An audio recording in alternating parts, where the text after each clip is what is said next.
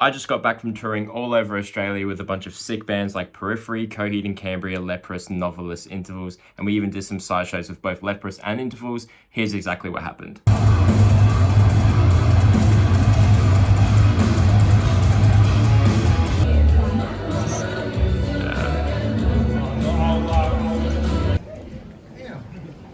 There's a lot of people in here. Hello. That's awesome. I'll have questions for each of you individually, so be on the watch for those as well. But yeah, we'll end up going through things like creative process, songwriting, the differences between studio and live, and we'll have some time and interval for questions in between. Just overtraining the ear, and I think over time we've gotten way better at understanding what we're doing. I always point out the fact that we could be playing something and Misha can immediately tell if it's in scale or if it's out of scale, and he can tell you which note it is, and it's there's little things like that kind of help us navigate our writing process. When it comes to that stuff, Misha's kind of a freak with that. He knows freak. every note and every scale, and if it's wrong or right, pretty much. Which helps a lot with vocals for me, for Absolutely. sure. So you could argue that's a form of theory, even though the language aspect of that is not there. I guess you don't have a theory background, but you're technically using it. Absolutely, and you can definitely hear that on P5. That's by far the most vocal dense record that you guys have put out, and I really enjoy it. It's really, really, really cool. Thank you, man. How do you guys translate the complexity of all the studio gear you use? You guys endorse a lot of gear. Some of you have your own gear companies, right? So when you're writing the songs and you're trying to transfer that from studio songwriting to stage, what are some of the considerations that you guys have? We don't really think about that. If I'm entirely honest, to us, the album's sacred. The album's the album. You do whatever you have to do to get the album done with the vision that you want, right? And then the live show is its own thing. And that's the idea. I don't think that we're necessarily trying to create a one-to-one recreation with a live show. And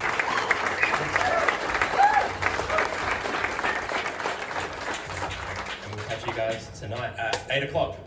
8 o'clock? Awesome. Don't be late. Yeah, 8 o'clock. We'll see you guys soon, all right? Enjoy the show.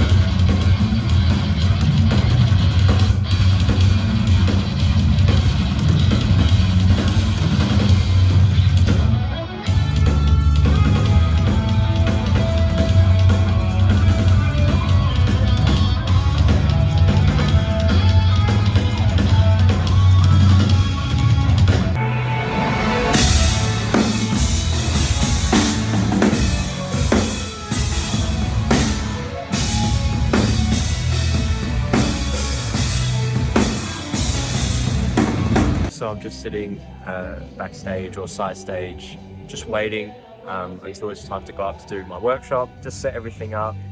I got my guitars up there, laptop, interface. I'll be running tracks, I'll be going through some of the songs and stuff. So it should be good fun. There's already people waiting out there. And if it was anything like that Periphery workshop or the David Park one especially, we're expecting a few more. So it should be good. Guitarist based in Adelaide, Australia. And if you listen to any of the bands on the lineup just as I do, you might have seen me around.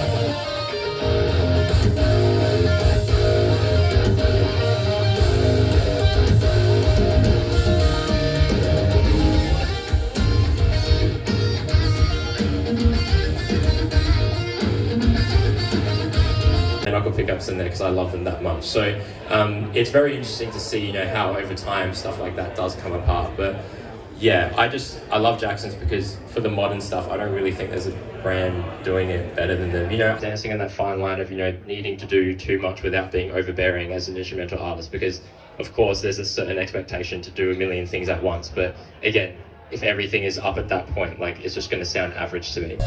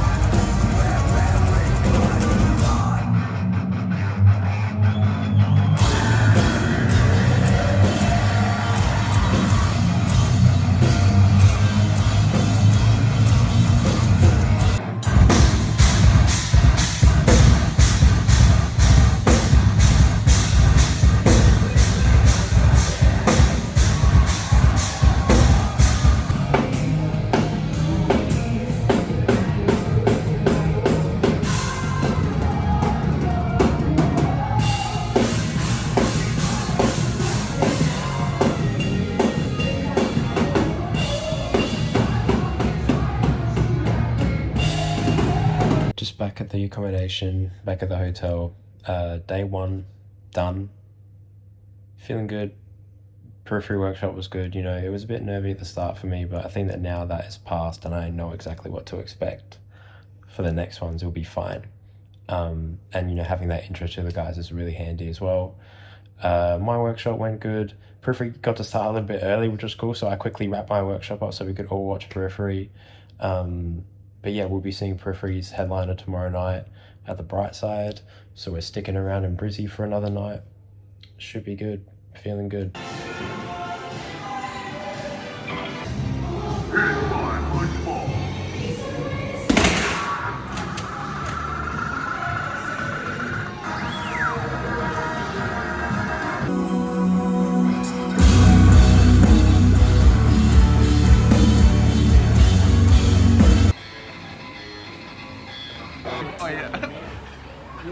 Thing here. Yeah.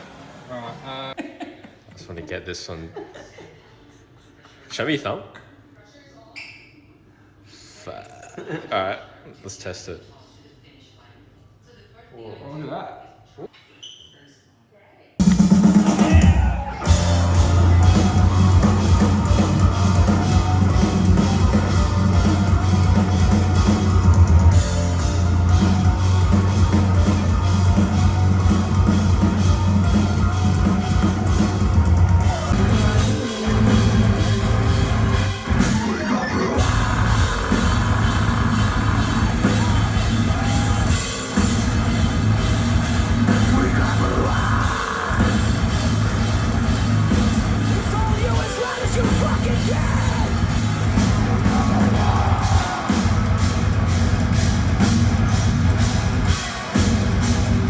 A little bit of a gyros and baklava situation going on right now. Not bad here. Not bad after a Periphery gig, right? What's meatier, this or the riffs? The riffs cuts. It's gotta be. No doubt about it. Yeah, mine's that. Hold the microphone to open the gate, and that will just kind of activate it. Yeah. So we're just gonna have a go.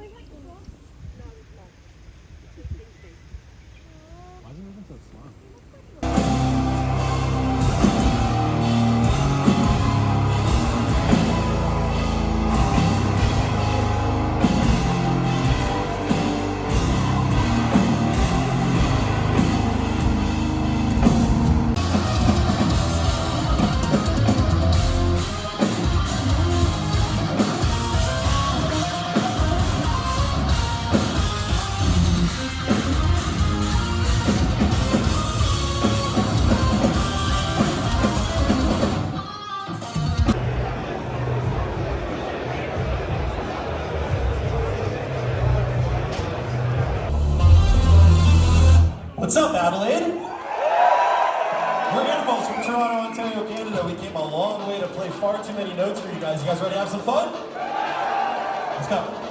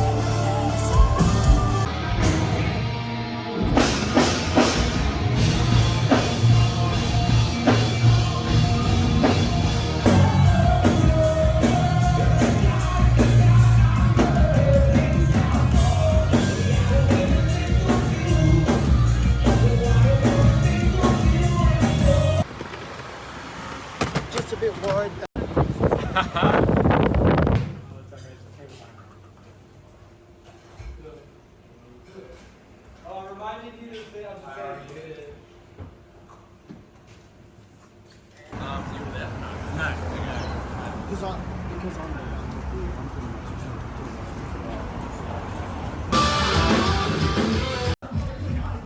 gonna film you guys in a sec. Don't film me. We're on in what? You got 1 minute. 1 minute. 1 minute. 1 minute.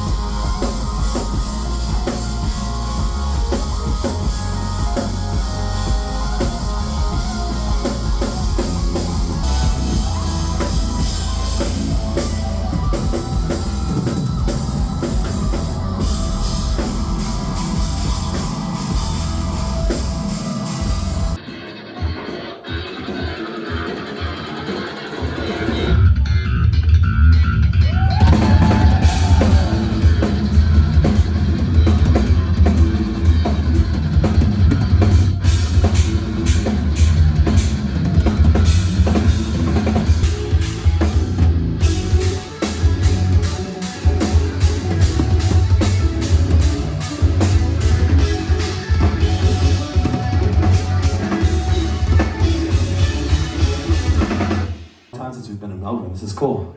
Thank you so much for coming, guys. We appreciate it. Okay, we're gonna do another one that has far too many notes. They all do, in fact. This song's by Shirt Shot.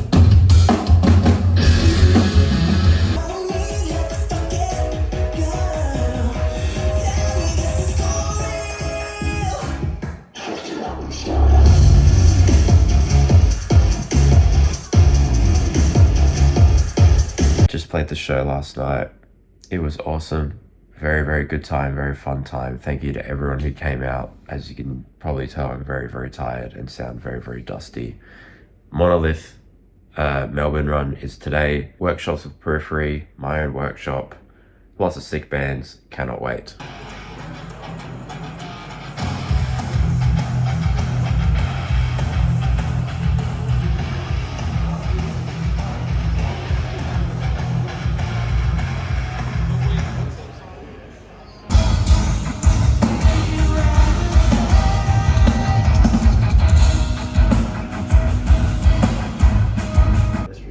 They want to go one direction, you want to go the other, and it kind of falls apart. I get that. I kind of lost a friendship over that too, which kind of sucked because we were very, very good friends before that.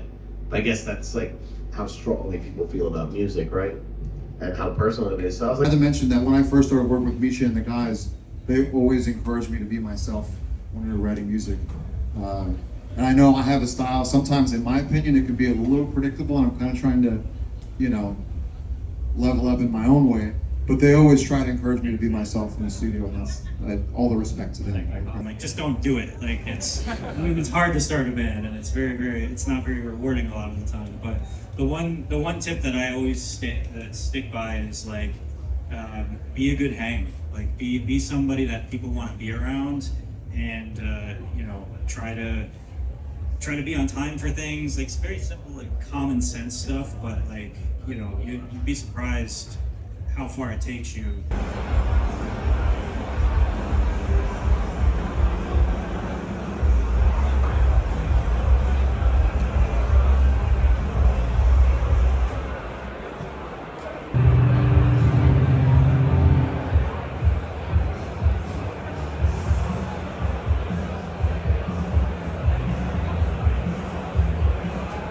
Hello. Oh, hey.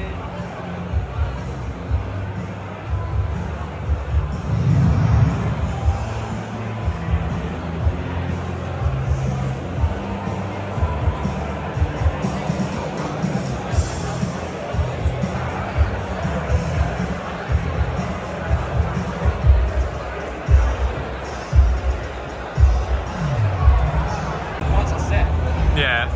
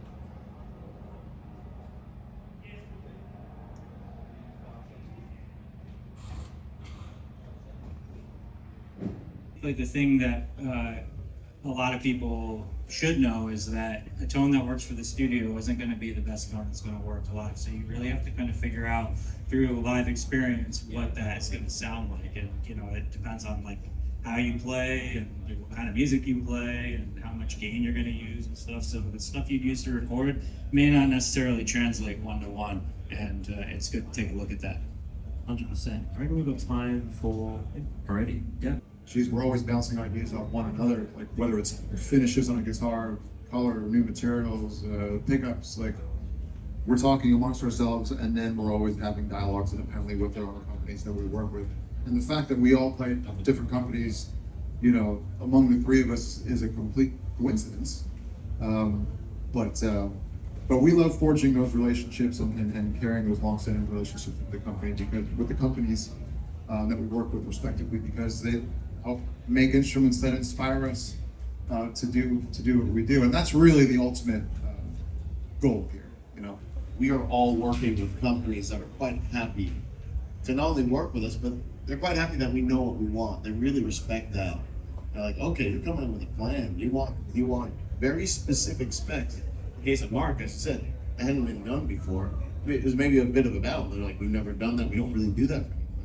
But that's almost the perfect reason to do that. You have a model that sort of differentiates itself from anything else. Incidentally, his PRS is like one of my favorite PRSs.